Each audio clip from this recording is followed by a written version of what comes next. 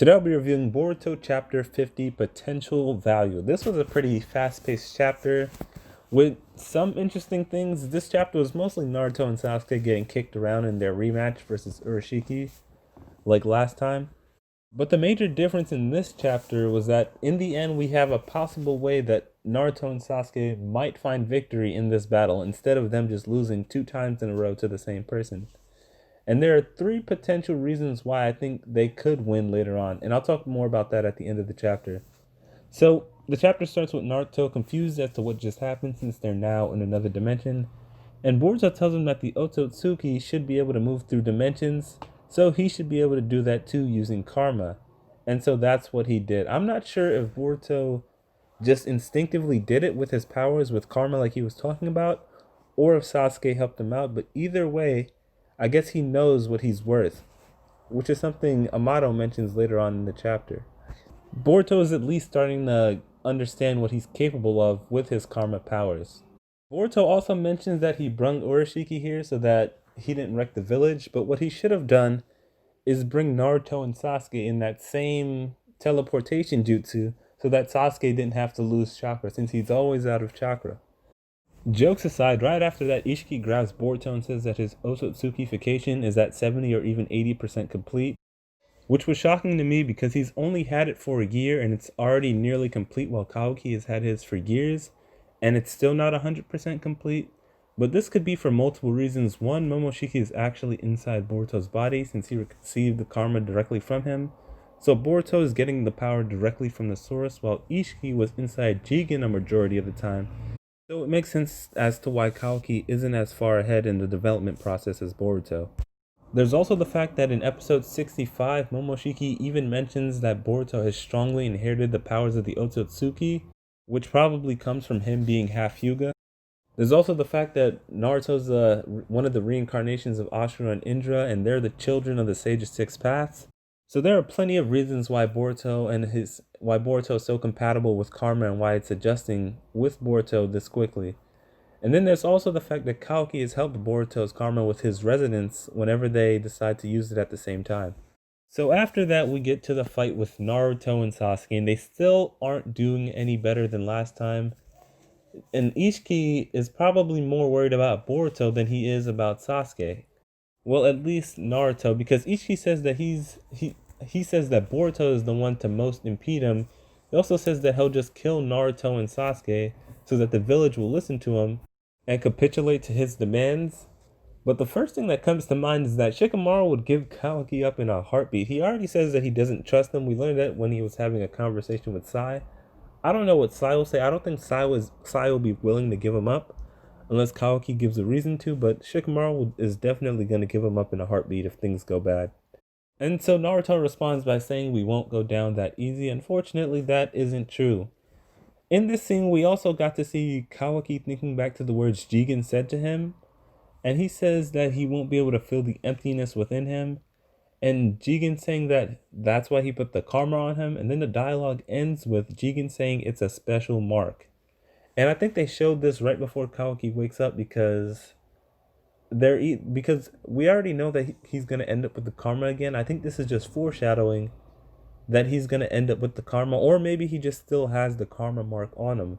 That's why he said it was a special mark. So maybe it doesn't leave as easily as we think it does, because Amato has at least referred to it as a save data in that kind of sense, and a backup program, and those kind of things can be recovered even if they're deleted. So I think this is just foreshadowing for the karma's return to Kawaki, which is why it was referred to as a special mark.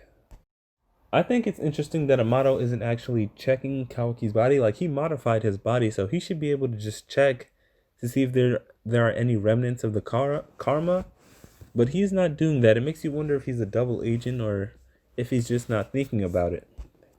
So after that, Kawaki wakes up and finds out that the karma is actually gone. And this is actually a big moment for him because it's the first time in the series he's been without karma. And he's considered the karma to be a curse to him the entire time. He literally hates it. And part of the reason he's working with Boruto to get rid of the karma is because he just doesn't want it on himself either. And after Kawaki realizes that it's gone, Shikamaru says that he's as free as a bird. And Kawaki reminds him that Isshiki will come after him to find him and place the karma back on him so he's not as free as a bird. And them using that term as free as a bird really reminds me of Neji and the curse that he had on him when the Hyuga placed that crest on his forehead. And as we know, Neji didn't find freedom till he died. I find it interesting that there's a parallel between Kawaki and Neji, while Boruto's name is based off of Neji's name, because Boruto is like bolt and Neji is a screw. But that aside, Shikamaru says that the plan is to avoid Isshiki until his life runs out, or till Naruto and Sasuke can win, and I don't think Naruto and Sasuke can survive a few days or even a few more hours of this torture, especially with no help. I don't know why they didn't decide to bring Rock Lee, Sakura, Kakashi, or somebody along. It's starting to just feel like Naruto and Sasuke aren't going to be the ones to take this guy out. Their only hope seemingly is that Boruto becomes way more of a wild card than expected in this fight, because Isshiki had no problem taking out Naruto's clones or stopping Sasuke's Chidori with his hands like he was Itachi. In every fight, we see Isshiki just pull out these new attacks from his dojutsu. In this chapter, we saw him create 6 giant cubes, which he trapped Naruto's shadow clones in, and then I guess they just disappeared. We don't even know what happens if Naruto himself gets stuck in there. So after that, we see him shrink Sasuke's sword and then whack him with a chakra rod before he tries to stab Sasuke with his own sword. And at this point in time, Naruto and Sasuke have reached an all-time low in terms of combat. I don't even think Madara was doing this to them, and it makes me worried because I hope we don't get a situation where Isshiki gets murdered by a plot device that we don't already know about. If Naruto and Sasuke somehow find a way to stall for 3 days, that's going to be weird. But I guess that's okay since they've already established that that's one way that he could die. But I'm really just hoping Naruto and Sasuke can pull something out in the next chapter, because right now things aren't looking good at all. So after that, we get the scene where Kawaki finds out that Naruto or I guess that Boruto is fighting with Naruto and Sasuke, and Katasuke says that Boruto is no match, and Amato replies by saying, if you look at their base strength, sure. But he also says that Boruto has become aware of his potential value, which was the chapter's title, against Isshiki is, and that's when Boruto jumps in and tries to protect Sasuke from getting stabbed. This is truly an all-time low for Sasuke in combat. Imagine getting protected by Boruto from your own sword. But let's focus on the chapter. So Boruto jumps over to protect Sasuke from getting stabbed. Then Isshiki stops himself from stabbing him, and that's when Isshiki asks Boruto if he wants to die that badly. And Boruto questions him by saying he could have killed both of them. Why didn't he? And that's when Boruto comes to the conclusion that Isshiki can't kill him. And that's when we get to the end of the chapter where Amato says that Boruto may very well be the one holding the key to winning this battle. Now, before I talk about the other things in this chapter and Naruto and Sasuke, I want to talk about the last 3 pages. Boruto protecting Sasuke and Isshiki's inability to kill Boruto. I think there are 3 potential reasons why Isshiki can't kill Boruto. The first one being is that Boruto is set to be Momoshiki's vessel, so he can't interfere with Momoshiki. And this could go back to what Urashiki said in episode 53 of the anime, where he mentions that he couldn't kill Tonari since he isn't authorized to kill a member of the clan. So I think the same thing is going on here. Jigen, or I guess Isshiki, doesn't have permission to kill Momoshiki under any circumstance, whether it be that Momoshiki is actually ranked higher than him, or he needs permission. The second reason could be that he may want to use Boruto as a backup vessel in case things don't go right with Kawaki, since he's already lost Jigen. And considering Boruto's bloodline, he would make a great vessel. The only problem I see with this is that Momoshiki is already inside him, and unless they want to share a body like how Momoshiki and Kinshiki did in their final moments, like how Momoshiki ate Kinshiki in the movie, I don't know what would happen between Urashiki and Momoshiki if they both entered one person's body.